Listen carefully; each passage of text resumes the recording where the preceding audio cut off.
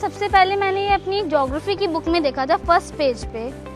Ma'am introduction के बाद जो फर्स्ट पेज आता है ना, उस पेज पे देखा था मैम सबसे पहली बार। नहीं, मैंने इसको कभी भी नहीं देखा क्योंकि अभी ये हमारी क्लास में है नहीं। अभी मैं 6th क्लास में, हमारी किसी भी लेसन में नहीं है। जब हमारी एसएससी की बुक लगी तब टीचर ने हमें ये फर्स्ट पेज को डिटेल से समझाया कि आखिर ये प्रेम्बल होता है क्या।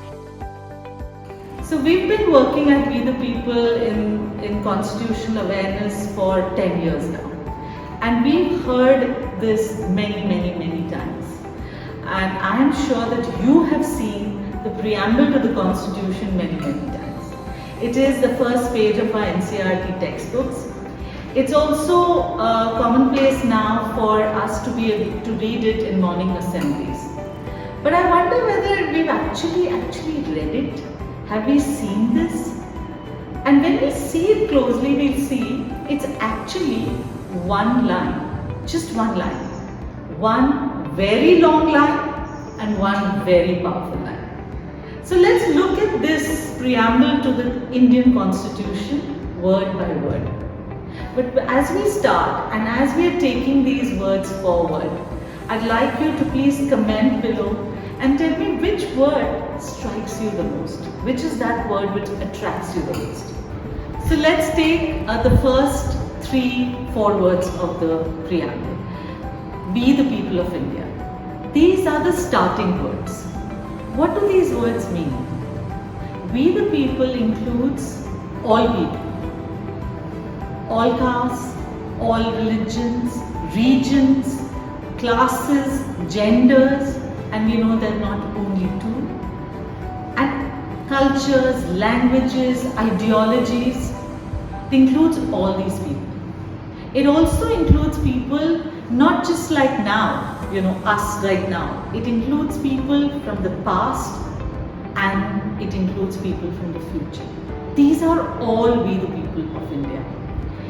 And it also includes, if I may say so, it also includes people we agree with and those we disagree with. So in those 3 words, we are actually capturing the entire diversity of this country. Okay, let's now look at the next line. And that is, having solemnly resolved. It's a serious, deliberate action. It's like a resolve. We are solemnly resolving. We the people of India are solemnly resolving to do 3 things. That's how it's set out. So what's the first thing that we solemnly resolve to do? We resolve to constitute India into a sovereign, socialist, secular, democratic republic. These 5 words refer to the characteristics of the system that we are constituting, the system that we are creating for ourselves.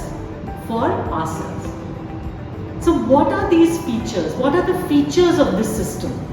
We also call it features of the state. So the first word of those 5 words is sovereign. It means that India is free from internal and external control of any foreign power. Now remember, when we were constituting the preamble, we had just got independence. So this is a critical word, that we are free. We are free to make our own laws. We are free to elect our own people. We take charge of our own lives. The word socialist means the state will work to achieve equal status and opportunities, equal distribution of wealth, and a decent standard of living for all of us. This is our commitment to a welfare state. The third word is secular. This means that India, the state itself, will not have any specific religion and will not favor or discriminate against any religion. All citizens, irrespective of religion, are equal in the eyes of the state. So the next word is democratic. This means that we have the right to elect our representatives at all levels, national, state and local. every citizen above 18 years enjoys this right to vote without any discrimination. It also underlines our right to take part in decision making. Now, the fifth feature of the state is that we are a republic. This word means that the head of the state, the president, is an elected position, not a hereditary one as it is in some countries. Any citizen of India, you, me, is eligible to become the president of India. So we've looked at the first resolve that we, the people of India, are taking. We resolve to constitute India into a sovereign, socialist, secular, democratic republic. And we move to the second resolve. So the second solemn resolve is to secure to all citizens justice, social, economic and political, liberty of thought, expression, belief, faith and worship, equality of status and opportunity. These are what we are meant to secure to all citizens, not just to ourselves, but to all citizens. It means that it's a very, very important point. It means that I have to work to secure these values of equality, liberty and justice, not just for me, but for each of you as well. Let's look closely at these three words. When we say justice, we don't mean the system of justice. What we mean is the value of fairness, the value of impartiality, the value that we will be fair in economic, social and political lives. We will ensure a fair opportunity for people to participate in the social sphere, in the economic sphere and the political sphere. The second value is the value of liberty.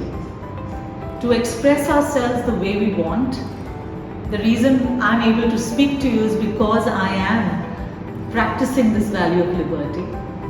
To express ourselves, to practice any belief or faith or religion, or indeed practice no religion at all. The third value here is equality of status and opportunity. It doesn't mean we're all the same.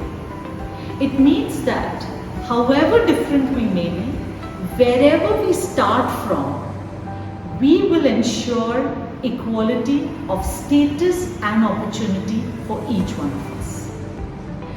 Now we come to the third solemn resolution. We are talking about resolving to promote fraternity.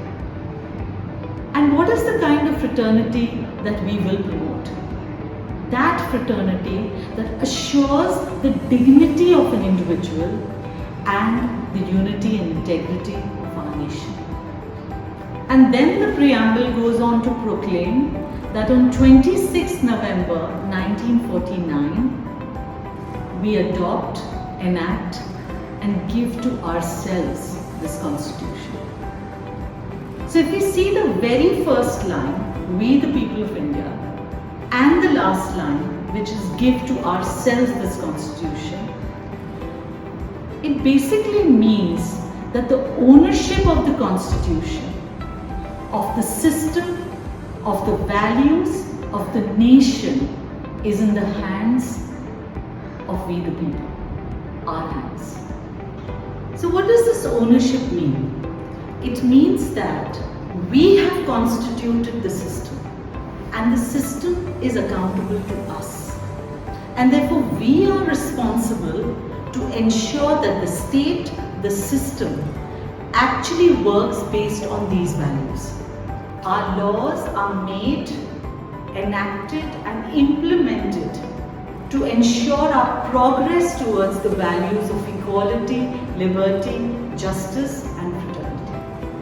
Further, this ownership means that while the state is meant to practice and enact laws based on these values, we, the citizens, are meant to work on these every day, 24/7, in our homes, with our families, with our friends, and with our communities. Now, the practice of these values is not easy, but no one tells us that. We are born into this democratic nation, great nation, and we hope these values are there. But that's not how it happens. Equality, liberty, justice, fraternity, this is a destination we have to work towards, all of us.